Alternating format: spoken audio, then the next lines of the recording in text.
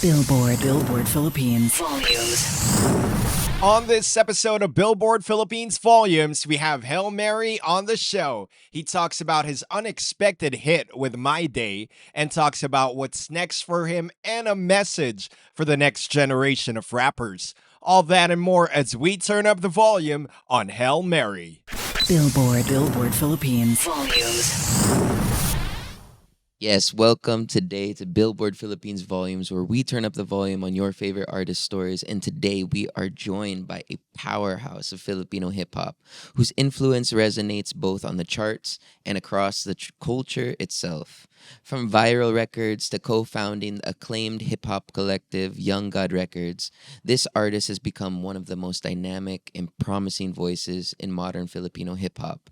An official inductee into the Billboard Philippines hip hop class of 2024, he is known for hits like 4am and My Day, which reached number 4 on the Billboard Philippines Hot 100 and earned him a nomination for Hip Hop Song of the Year at the Filipino Music Awards. So, ladies and gentlemen, put your hands together for the one and only Hail Mary. Yeah. Yeah. Maraming salamat, yeah. We are here once again. I mean, this is your second time on the show. Like we said in the intro right now, you were part of the first Billboard Philippines hip hop class for 2024. Oh. 1 year later, you're still on the charts. You're breaking your own records. You're nominated for a Filipino Music Award. You're doing even bigger things. How does it feel? How does it feel, man? Syempre, parang last year, parang unang billboard namin dito, yeah. Yeah. Tapos ngayon, nandito uli kami. Pero masaya parang ang bilis lang na nangyayari. Mm-hmm. Pero nung mga ganito ang tawag dito, nominee, parang first nominees ko yun, mga ganun. Yeah. Pero yun, panalo ang hip-hop sa lahat, man. Salamat No. sa inyo. That's so true. I mean, we've seen you all over the charts this year with, of course, your song My Day. Okay, tell us about this song. Sa My Day, yun nga. Para siyang, nagawa ko yung kanta na yun, sir. Kumbaga, ang tawag dito. Nabuo ko na yung hook niya. Sabay yung pinaka-punchline na, si Hail Mary na sa My Day mo. Kumbaga, lang yun na napasa sa akin ni Shanti ng out of nowhere, parang nag-iisip ako ng, ano yung pwedeng punchline dito? Gumagan ako. Parang Lunes hanggang Linggo, parang gano'n. Mm-hmm. Pero wala pa akong punchline. Gumagan si Shanti sa akin. Habang nagre-record kami, parang, si Hail Mary nasa My Day mo. Parang gumagan lang. Oo nga, no.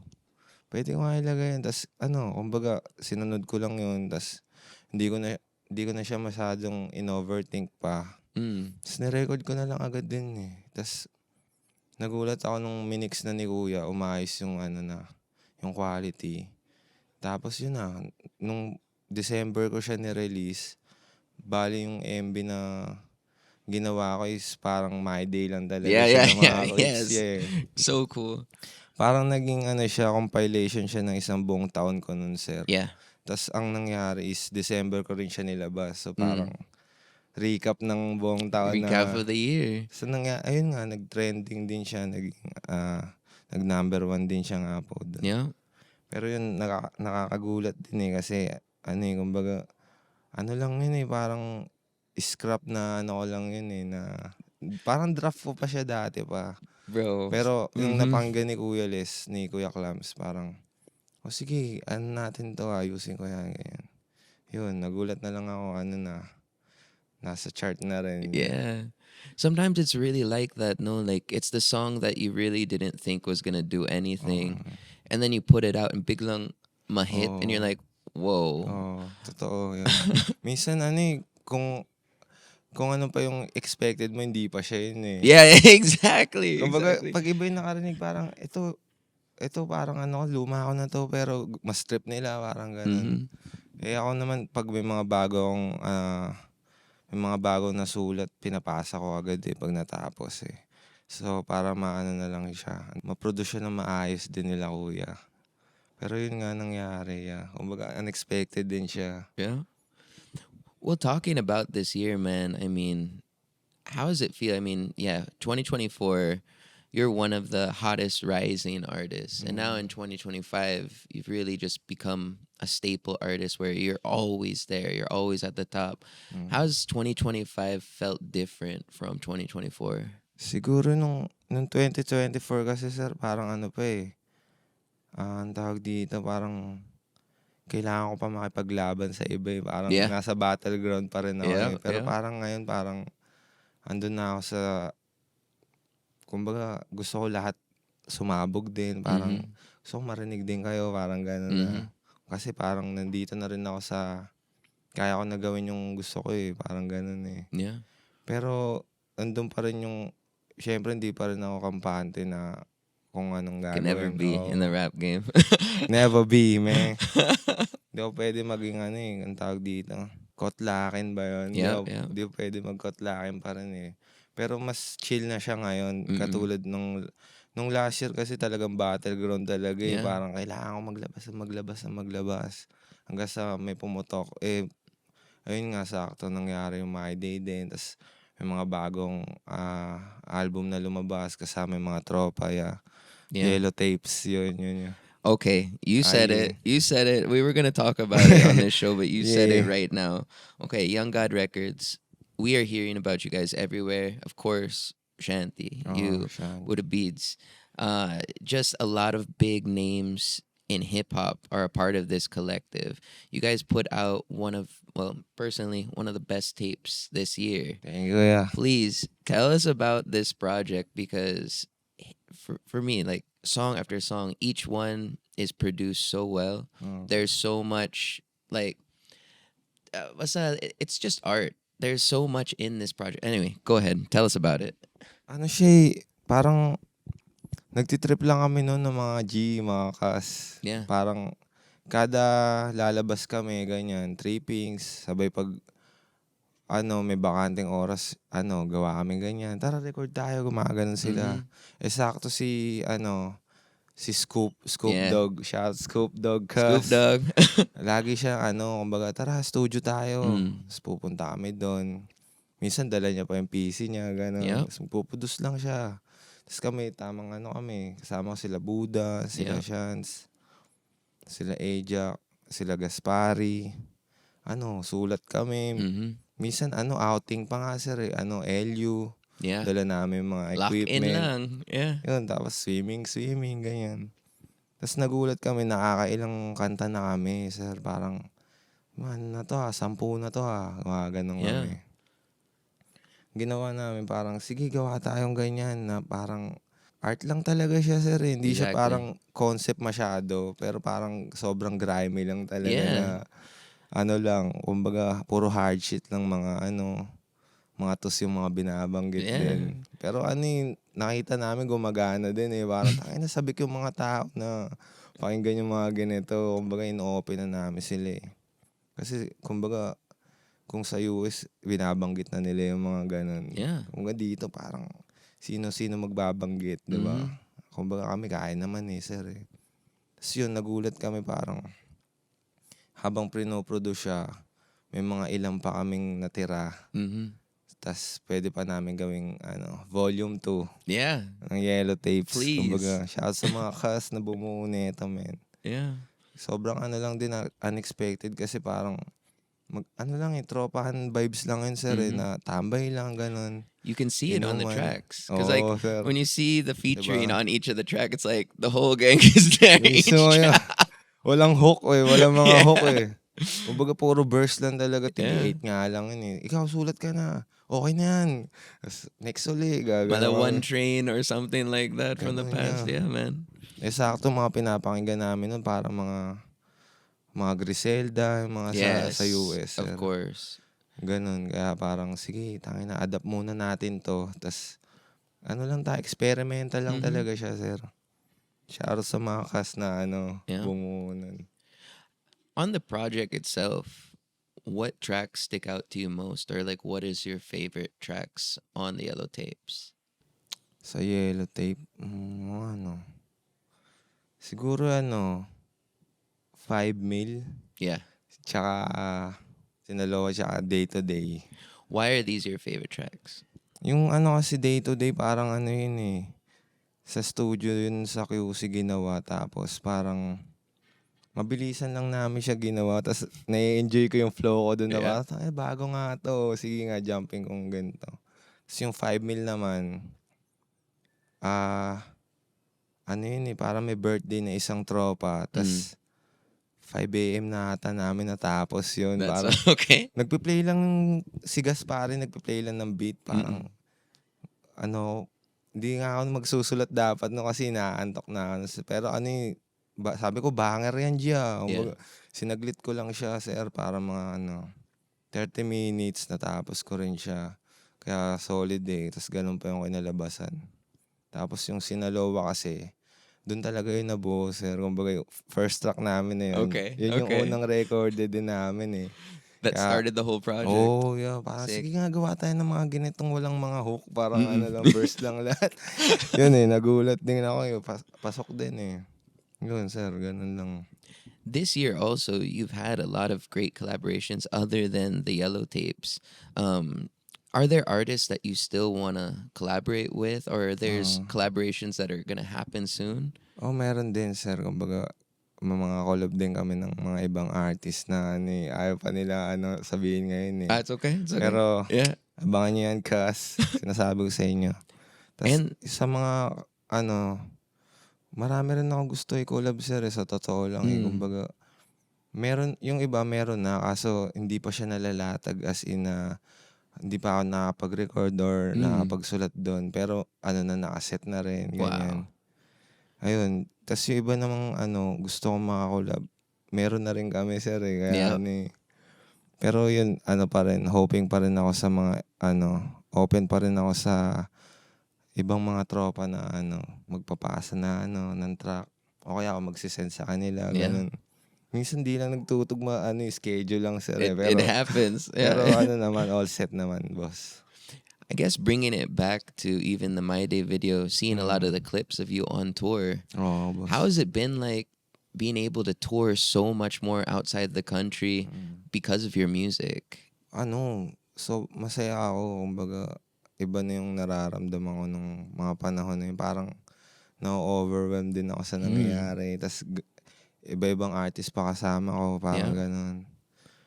Yung pinaka-latest namin sa Canada, bali, ako nag-opening sa kanila sa mga kasama ko dun eh. Kung nga rin kaila Kuya Omar, Yep. kay Masa Flow G, kay Skasta, Yep. Pero solid nung banding namin doon. Kumbaga, For sure, Canada. click Alam mo yan.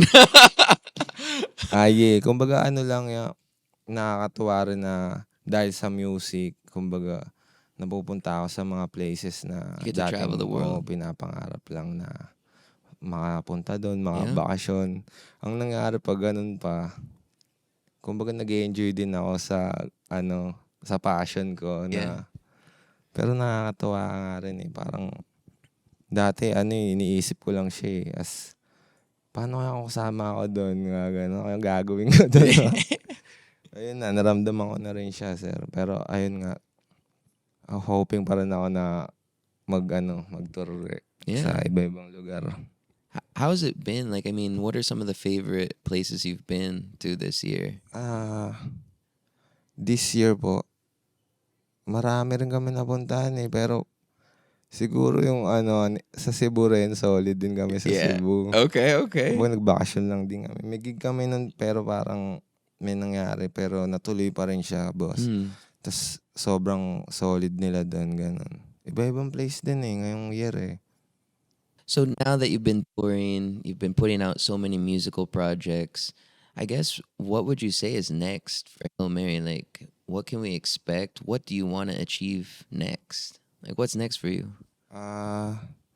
For me kasi, sir, hindi ko rin alam kung anong next sa akin eh. Pero kumbaga, andito lang ako, go with the flow lang ako kahit anong mangyari. Tapos yun, create lang ng music na sa tingin ko bagay sa akin o kaya gugustuhin ng ng mga masa o kaya ng mga G. Kumbaga, full of blaze pa rin kahit anong mangyari, boss eh. Gizmo, man, 420, alam nyo na, Kas. Well, Yun. we're so excited because we've seen you all over the charts. Yes, you've been touring, you've been nominated for awards now. You've put out a lot of great projects. You say you're going with the flow. I guess working, I mean, in your career right now, do you see yourself wanting to get more maybe into the business side? Do you want to keep just creating music? What's like the areas that you'd like to explore? Ayun nga, sa business side siguro, boss. Kasi parang sa music, parang kabisado ko na yung galaw ko Mm. record, ganyan, ganyan. Pero sa business side, yun yung medyo inaaral ko pa siya kung paano ko siya papasukin or Mm. i-maintain yung ganyan. Pero yung iniisip ko ngayon, nga rin, mga merch, mga ganun. That's type. it. Cause O you kaya mga, you're known as the fashion oo. guy. Kailangan kasi sinusuot din namin Yeah, Kumbaga, yeah. kaysa bumili ng mga sobrang branded, Mm. yung sarili mo na lang na brand na, di ba? So true. Pina-front end, kagaya. Yeah. YG Gang, There it cuz. is. No, I mean Ay, like you're making all the music videos anyway. You're making all the Oo. music. Might as well rep your own. Oo, di ba, boss? Kumbaga, sariling, mo na yun, product mo na yun Kung paano mo siya ibenta sa madla o sa tao. Kailangan 100% na, sige, kukuha ako niyan, parang Yeah. ganun. Pero nga, inaaral ko pa siya kasi parang madali lang din siya sa una Pero ayun nga yung sinasabi sa akin nila, Shanti, ano ka na, gumawa na rin ng ganyan, ganyan. Pero ngayon, focus muna kami sa Young God Clothing, ganyan Mm-mm. din.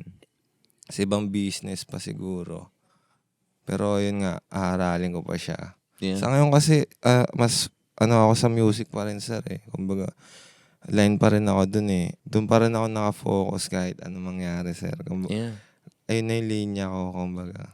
Parang iniisip ko, 10 years from now, gusto ko pa rin nagra-rap pa rin ako, nagtuturo pa rin ako, ganun. Exactly. Yun nga yun, boss. Kumbaga, masaya ako sa ginagawa ko din Kaya yun. Young God Gengas. We've seen your rise as an artist come so quickly. We're all very happy about it, I guess.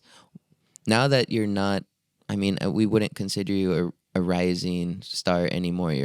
You're there already, and you've been there for a while. Are there anything that you'd like to maybe say to a newer generation of rap artists coming up? Like any advice or any words that you have for them? Siguro, sa mga nagsisimula dati,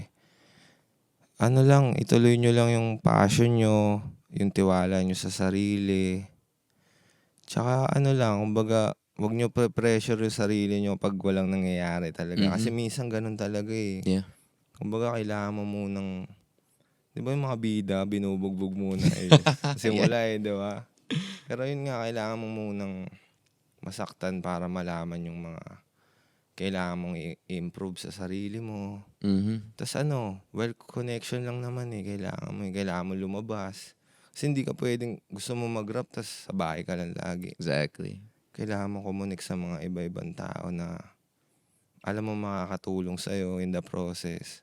Tapos, kumbaga kung gusto mo kasi siya gawin, di ka na umaasa sa kung ano mang mangyari. Pero, kung may tiyaga ka, mangyayari rin yun para sa akin. Parang, ganun yung kasing process na dinaanan ko rin Kumbaga, meron akong mga connect kaso di ko ginagamit na Yeah. Pero nung ginamit ko, okay pala. Kumbaga, kuya ko, producer. Mm-hmm. Kumbaga, lately ko lang siya nalaman. Nga, ako nalang nagra-rap, di ba?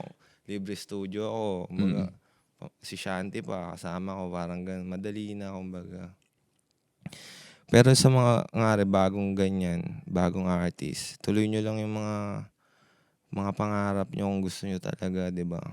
Kasi walang makakapigil sa inyo, libre nga lang mangarap That's true. Pigilan nyo pa, kumbaga. Sa inyo na yan kung tutuloy nyo. Kung may mangyari man o wala, kung gusto mo yan, para sa'yo yan. Yun lang yun. That's so true. I mean, the things that in your story that don't change for everyone else is this: if you really have loyalty with the people that are around you, your family and friends, you care about the people, you care about your craft, you put in the work, Kailangan talaga. you can change your life. Mm. You can really change your life. Kailangan yun talaga Kumbaga, yung craft mo, i-master mo siya. Exactly. Tapos yung mga nakapaligid sa'yo, dapat loyal kayo sa isa't isa. Kasi kayo bubuo niyan eh. Yung mga kasama ko, kumbaga, dati sila na talaga eh. Wala na akong pinalitan eh. Kumbaga, ito na yun, kahit ano mangyari, di ba? Pero yun naman, okay naman yung nangyayari. Kaya, thankful din ako sa mga kasama ko ngayon. Kaya sa mga lahat ng mga tropa dyan na gusto mag-rap, man, walang nakakahiya na subukan mo. Diba kahit minsan parang, hindi ka kampante ba?